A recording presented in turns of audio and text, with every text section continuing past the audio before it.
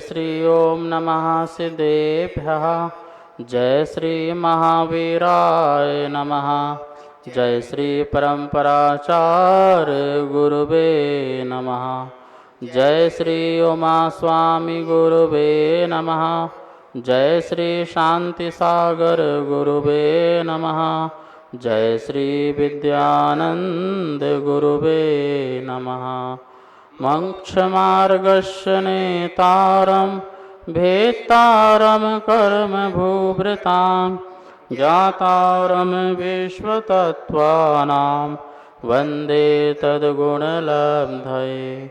मङ्गलं भगवान् वीरो मङ्गलं गौतमो गणी मङ्गलं कुन्दकुन्दार्यो जैन धर्मोस्तु मंगलम। तत्वार सूत्र परम मांगलिक ग्रंथ है। आचार्य कुंद के पट्ट शिष्य आचार्य उमा स्वामी द्वारा यह विक्रम की प्रथम शताब्दी में लिखा गया। सूत्रात्मक शैली संस्कृत इसकी भाषा है। 10 अध्याय विभाजित है। 7 तत्वों का वर्णन है। हम सभी लोग 6वां अध्याय पढ़ रहे थे, जिसमें आश्रव तत्व नाम का अधिकार समझ रहे थे। और उसमें आया था कि जो नाम कर्म की प्रगति में सबसे उत्कृष्ट प्रति है तीर्थंकर प्रगति, जिसका आश्रव कैसे होता है, तो 16 प्रकार के कारण बताए थे, जिसमें दर्शन विशुद्धि प्रथम था। और दर्शन विशुद्धि में अपन समझ रहे थे कैसे हमारा दर्शन विशुद्ध हो, सम्यक दर्शन और भी शुद्ध हो, मतलब निर्दोष सम्यक दर्शन हो, किसी प्रकार का अतिचार भी न लगे, दोष न लगे, ऐसा हमारा शुद्ध सम्यक दर्शन हो। इसकी बात यहाँ पर चल रही थी। कल 3 मूर्ताओं के बारे में देखा था।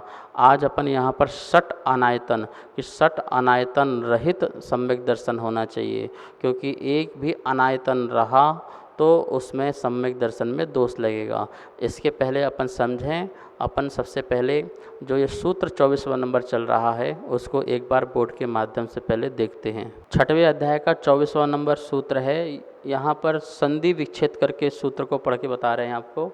दर्शन विशुद्धि विनय संपन्नतः शील व्रतेषु अनतिचारः अवीक्षण ज्ञानोपयोग संवेगौ शक्तितः त्याग तपसी साधु समाधि वैयावृत्तकरणम अर्हत आचार बहुश्रुत प्रवचन भक्ति ही आवश्यक अपरिहाणी मार्ग प्रभावना प्रवचन वत्सलत्वम इति तीर्थकरत्व से।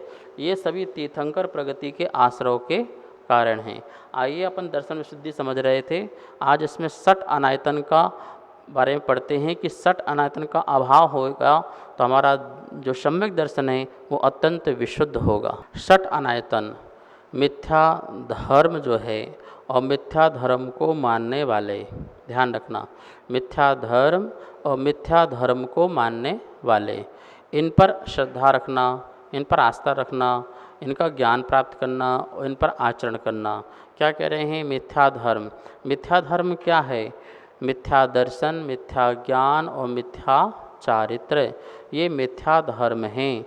और इस मिथ्या धर्म को मानने वाले, मिथ्या दर्शन को मानने वाले, मिथ्या ज्ञान को मानने वाले और मिथ्या चारित्र को मानने वाले, इस प्रकार से कितने हो गए? ये 6 हो गए। अब प्रथम जो है मिथ्या दर्शन। किसे कहते हैं मिथ्या दर्शन? अज्ञानी जीवों द्वारा जो पाप और दुख को देने वाले हैं, ऐसे कुदेव, कुगुरु और कुशास्त्र पर विश्वास करें।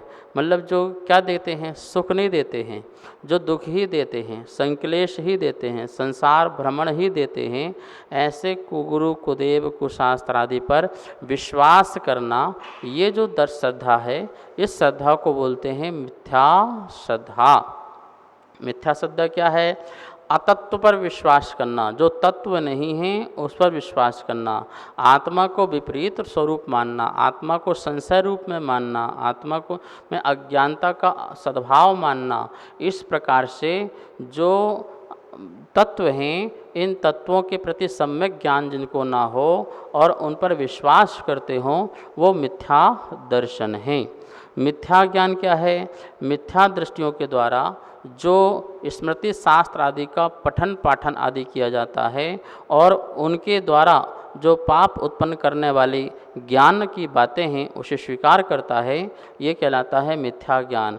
ऐसे मिथ्या शास्त्रों को रचा गया है, कल्पित शास्त्रों को रचा गया है, कल्पित कहानियाँ, कल्पित तत्व, कल्प ब्रह्मांड, कल्पित व्यवस्थाएं, सृष्टि के कर्ता धर्ता आदि अनेक बातें ऐसी लिखी हुई हैं और ऐसी कल्पित बातें लिख करके लोगों को बताना, और लोग उसे पढ़ते हैं, बड़े रुचिकर से पढ़ते हैं और उसको सच्चा ज्ञान मानने लगते हैं।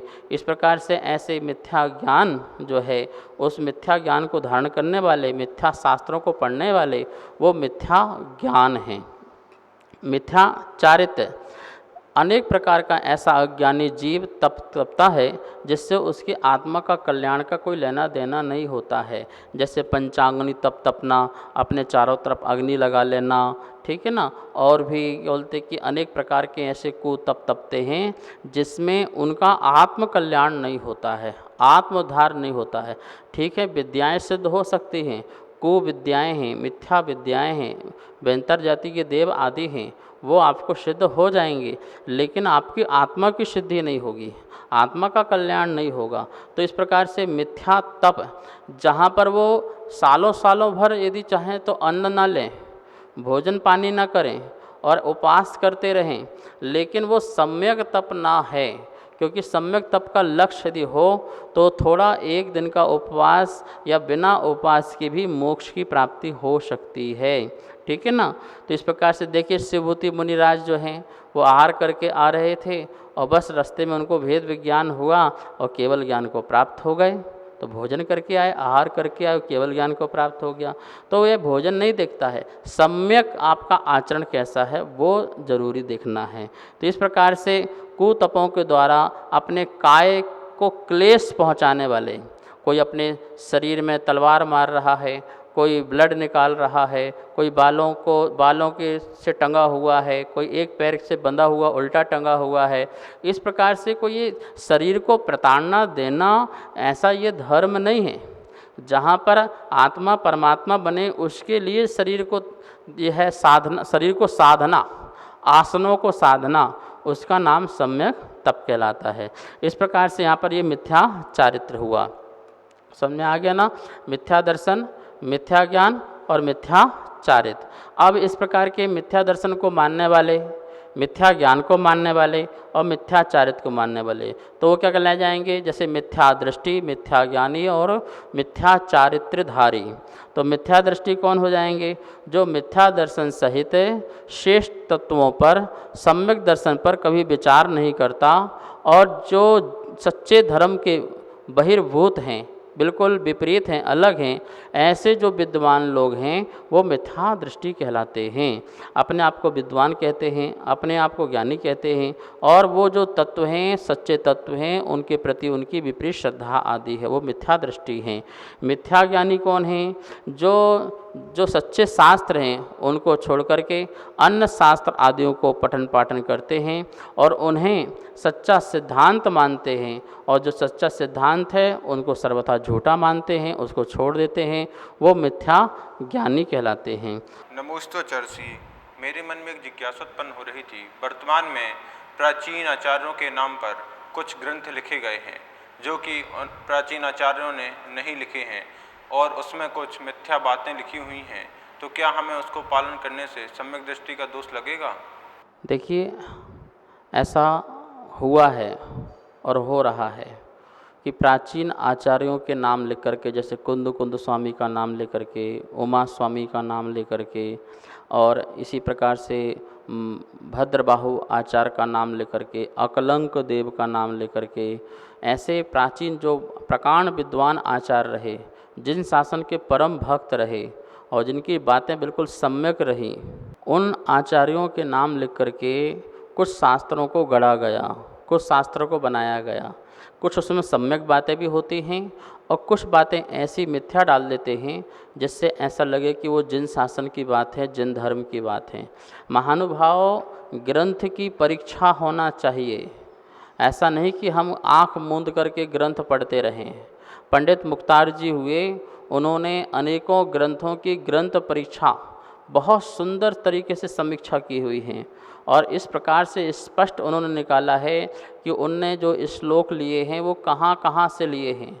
अन्य अन्य जैनेतर ग्रंथों से लेकर के श्लोक यहाँ तक कि पूरे के पूरे अध्याय लिए, वहाँ की पूरी विधि विधान लिख दी और ये पूरे की पूरी विधि विधान जैन दर्शन में डाल दिया और लोग पढ़ करके फिर उसी को ही स्वीकार करते हैं।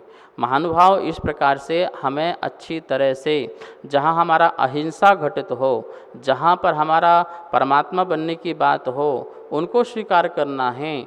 जहाँ पर सच्चा मोक्ष मार्ग प्रकट हो, जहाँ पर मिथ्या बातें लिखी हों और मिथ्या क्रियाएं लिखी हों, मिथ्या चारित्र दिया हो, उसे हमें स्वीकार नहीं करना है। हमें अमृत के बीच में विष डाल करके बीच में दिया जाएगा, जिससे कि क्या होता है, शास्त्र क्या प्रमाणिक हो जाता है, ग्रंथ प्रमाणिक हो जाता है। हम आपसे बोले प्रमाणिक नहीं है, लेकिन मंदिरों में ग्रंथ पढ़ने में मिलने लग जाए और पुराने आचार्यों के नाम मिलने लग जाएं उसमें, तो हम सोचेंगे देखो ये तो फलाने आचार्य कह रहे थे, उन्होंने ऐसा कहा है, और हम उसे मिथ्या मार्ग में बढ़ जाएं। तो इस प्रकार से बहुत घोटाले हुए हैं बीच बीच में, इस प्रकार के लोग भी हुए हैं जिन्होंने इस प्रकार से काम किया है। तो हमें ग्रंथ की परीक्षा आदि करके करना चाहिए, और यदि नहीं कर रहे हैं, हम कसौटी में नहीं कसते हैं, तो क्या होगा, क्योंकि आप रत्नकंठ श्रावकाचार्य में पढ़िए समन्त स्वामी का, उन्होंने क्या कहा है कि कैसे कैसे शास्त्र का जो मिथ्या मार्ग का उपदेश देने वाला ना हो, कुपथ मार्गी ना हो और कुतत्व का वर्णन करने वाला ना हो, उसमें लिखा है शास्त्र का लक्षण, उस लक्षण से घटित कीजिए वो उस लक्षण है कि नहीं है। और भी अनेक प्रकार की बातें हैं, आप इसे देख सकते हैं, समझ सकते हैं। और यदि अपनी ग्रंथ परीक्षा करके नहीं पढ़ते हैं और मिथ्या बातों को भी स्वीकार करते हैं, तो वो भी फिर षट अनायतन में आ जाएगा, हमको सम्यक दर्शन में अवश्य ही दोष प्राप्त होगा। इस प्रकार से 8 शंका आदि, 8 मद आदि रहित, 3 मूर्ता रहित और 6 अनायतन रहित, ये 25 प्रकार के दोष थे। अभी तक हमने पूरा नकारात्मक तरीके से सीखा। नकारात्मक तरीके से मतलब कि क्या क्या नहीं होना चाहिए, ये नहीं होना चाहिए, वो नहीं होना चाहिए सम्यक दर्शन में, मतलब कि आत्मा की शुद्धता में। और अब क्या होना चाहिए इसकी बात भी हो जाना चाहिए।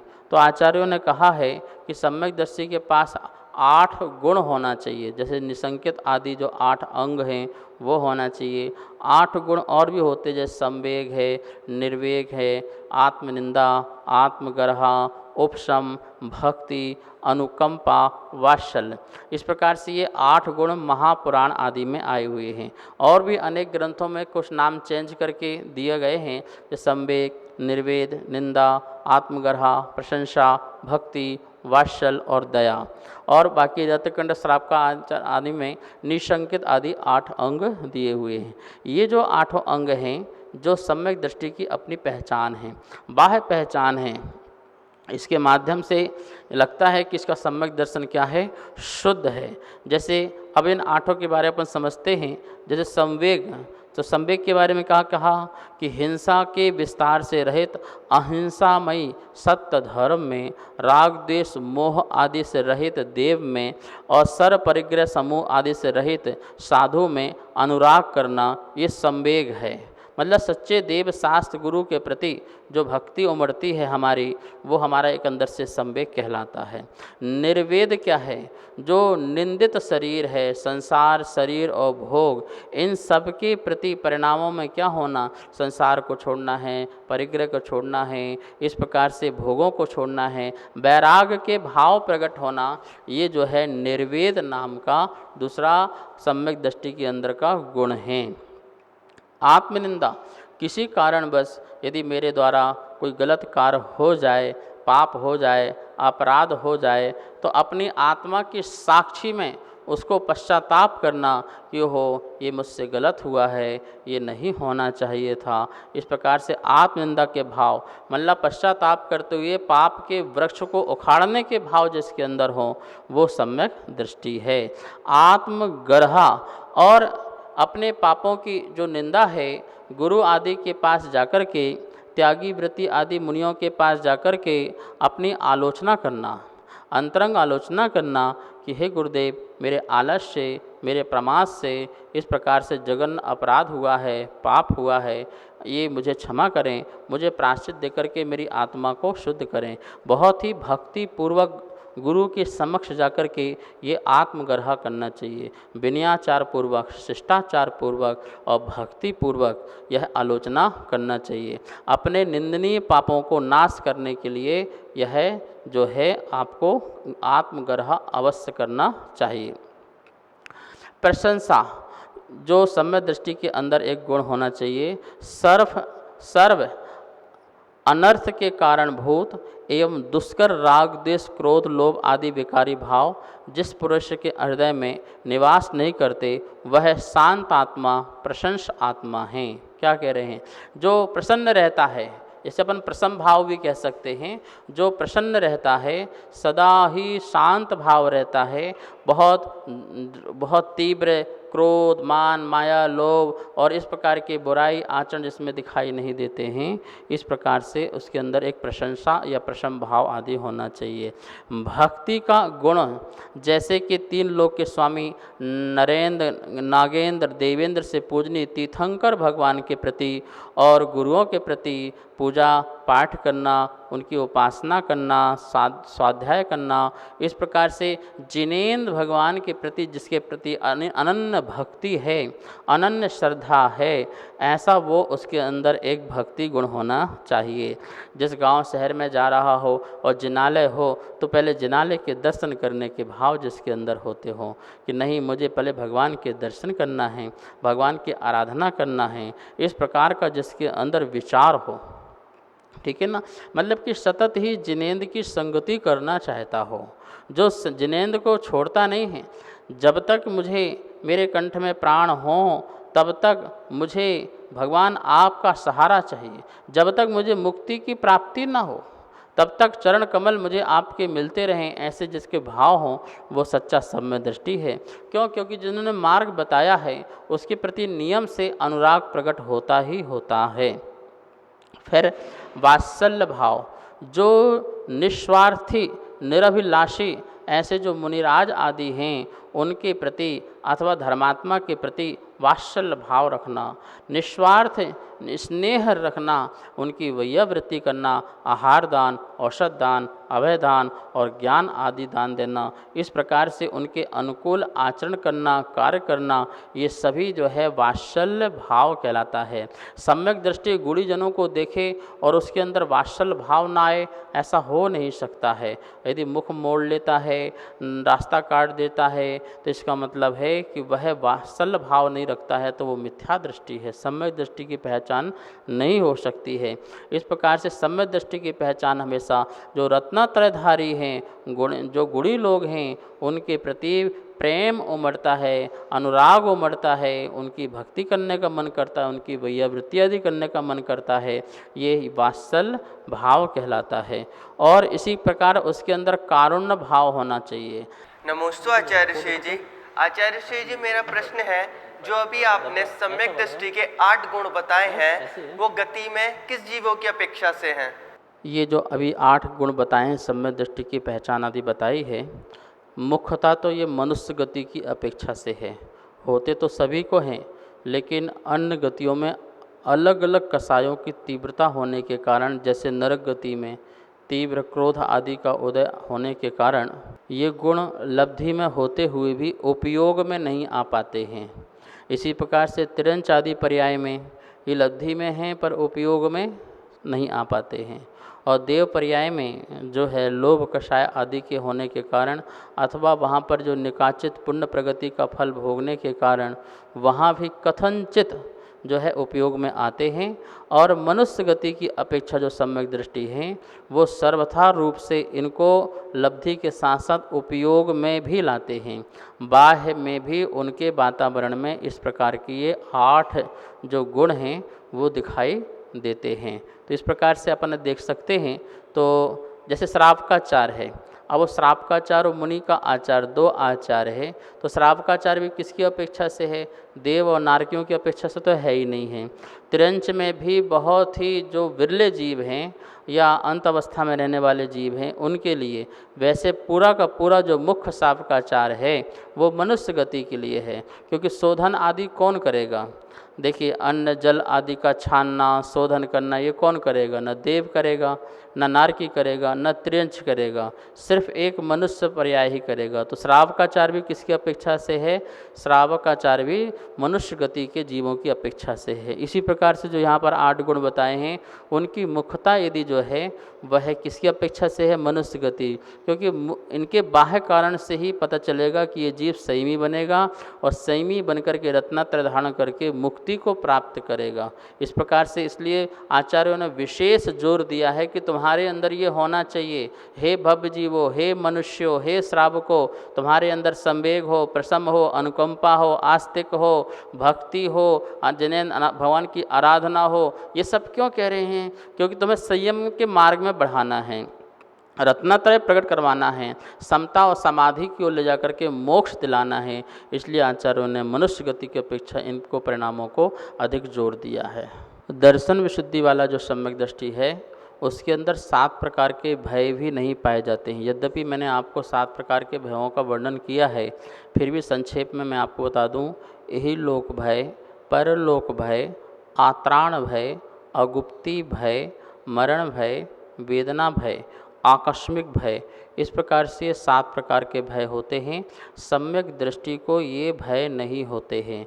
ध्यान रखना, ये दर्शन मोहिनी की अपेक्षा, ठीक है ना, सम्यक दर्शन की अपेक्षा ये लगाना। दर्शन मोहिनी का अभाव हो गया है, सम्यक दर्शन प्रकट हो गया है, तो सम्यक दर्शन की अपेक्षा ये 7 भय नहीं होते। श्रद्धा में ये 7 भय नहीं होते हैं, लेकिन चारित्र मोहिनी कर्म के उदय से ये 7 प्रकार के भय हो सकते हैं, ये भी ध्यान रखना। पर श्रद्धा में होना कि इस प्रकार से इस लोक संबंधी, जैसे इस लोक में मेरा क्या होगा ऐसा भय, परलोक में कौन सी गति होगी, अब मरने के बाद कहाँ जाएंगे, क्या होगा, इस प्रकार का भय। श्रद्धा में तो पता ही है ना कि इस लोक में जो होगा कर्म के उदय से होगा, अभी जो कर्म करूँगा तो परलोक में वैसा फल मिलेगा, ऐसी श्रद्धा में है। लेकिन जीवन जीते जीते उसको कभी कभी विष से, कंटक से, शत्रु से डर आ जाता है। इस लोक में कोई शत्रु आ जाए, सर्प आ जाए तो डर नहीं लगेगा क्या? अवश्य डर लगेगा। घर में रात को चोर आ जाएंगे तो सम्यक दृष्टि डरेगा नहीं क्या? डर जाएगा। तो वो चारित्र मोहिनी संबंधी डर है। लेकिन मेरे इस भाव में मेरा कर्म का क्या होगा, तो इस प्रकार का उसको भय नहीं होता है। आत्राण भय, मेरी कौन रक्षा करने वाला है, इस प्रकार का जो भय है सम्यक दृष्टि को नहीं होता कि मेरी कौन रक्षा करेगा। और अगुप्ती भय, इस गांव में तो कोई परकोटा ही नहीं है, किला ही नहीं है, मेरा मकान नहीं है, दरवाजे नहीं हैं, कोई अंदर आ जाए मार दे, कुछ भी कर दे, तो कोई रक्षा करने वाला नहीं है, राजा नहीं है रक्षा करने वाला। इस प्रकार का अगुप्ती नाम का उसके अंदर भय बना रहता है। फिर एक मरण भय, मतलब सम्यक दृष्टि को ऐसा भय नहीं होता, अगुप्ती का भय भी नहीं होता, आत्राण का भय भी नहीं होता है, लेकिन मिथ्या दृष्टि को होता है। मरण भय, मरने का भय होना, ये क्या कहलाता? मरण भय। और सम्यक दृष्टि को मरण भय भी नहीं होता है, क्योंकि वो जानता है आत्मा तो अजर है, आत्मा तो अमर है, अविनाशी है, मरण तो शरीर धर्म है, आत्मा का धर्म मरण धर्म नहीं है। आयु क्षयम मरणम, आयु के क्षय से मरण होता है शरीर का, ना कि आत्मा का। और इस प्रकार से वेदना भय, पीड़ा का भय वेदना भय कहलाता है। सम्यक दृष्टि जानता है ये पीड़ा जो है ये शरीर को है, आत्मा को नहीं है। परिवर्तन शरीर में हो रहा, आत्मा में नहीं। वो आत्मा तो यदि उसमें राग करे तो पीड़ा है, द्वेष करे तो पीड़ा है, राग द्वेष ही मेरी पीड़ा है, शरीर मेरी पीड़ा नहीं है। इस प्रकार से वो भेद ज्ञान करके जानता है, तो वो वेदना भय से भी रहित होता है। आकस्मिक भय, अकस्मात मेघ गर्जना हो जाना, विद्युतपात आदि हो जाना, भूकंप आ जाना, सुनामी लहर आ जाना, ज्वालामुखी फूट जाना आदि अनेक प्रकार के उपद्रव प्रगति संबंधी हो सकते हैं, वो आकस्मिक भय कहलाते हैं। तो बहुत सारे व्यक्ति उनके मन में बैठा रहता, पता नहीं अब क्या होगा, अब क्या होगा, 2021 में दुनिया नष्ट हो जाएगी, बर्बाद हो जाएंगे, सब कुछ लुट जाएगा, इस प्रकार का अंदर से भय बैठा रहता है। लेकिन सम्यक दृष्टि के अंदर ये भी भय नहीं होता है, क्योंकि जो होना होगा हो जाएगा। मैं तो तैयार हूँ मृत्यु के लिए भी, क्यों? क्योंकि मैंने तो अपने धर्म के साथ हूँ। इस प्रकार की उसको श्रद्धा रहती है। तो सम्यक दर्शी जो जीव होता है वो 7 प्रकार के भयों से रहित होता है, तभी उसका जो दर्शन है, सम्यक दर्शन है, वो विशुद्ध होता है। आज यहीं पर स्वाध्याय संपन्न करते हैं। आइए जनवाणी स्तुति करते हैं। जावाणी के ज्ञान से सूझे लोकालो, सोवाणी मस्तक धरो सदा देत हों धो। हे जिनवाणी भारती तो हे जपो दिन रे, जो तेरी सरना धरे सो पावे सुख चैन। सभी को बहुत बहुत मंगल आशीर्वाद। सभी स्वाध्याय प्रेमी बंधुओं को सादर जय जिनेंद्र। हमारे पास तत्वार्थ सूत्र जी के 3 अध्याय की पुस्तक छपकर आ चुकी हैं। चौथे एवं 5वें अध्याय की पुस्तक छपने के लिए जा चुकी है। आप सभी उसमें अपना सामर्थ्यानुसार सहयोग कर सकते हैं और आप आचार्य श्री की अनेक गतिविधियों से जुड़ने के लिए प्रज्ञधारा यूट्यूब चैनल को सब्सक्राइब जरूर करें। धन्यवाद। जय जिनेंद्र।